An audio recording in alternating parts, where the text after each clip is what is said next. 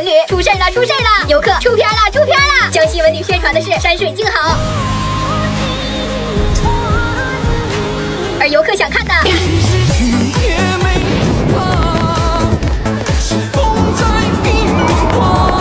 这场景感觉我要飞升了！自从江西卧龙谷景区这个限定末日版爆火，越来越多网友趁着雨季前往，就为了体验这狂风暴雨的感觉。都说伦敦忧郁，我看伦敦未必有这里忧郁，甚至有网友遇到了山洪，还配文没白来。此时江西文旅刷到后，活爹们快回来，别玩了！游客一世银河落九天。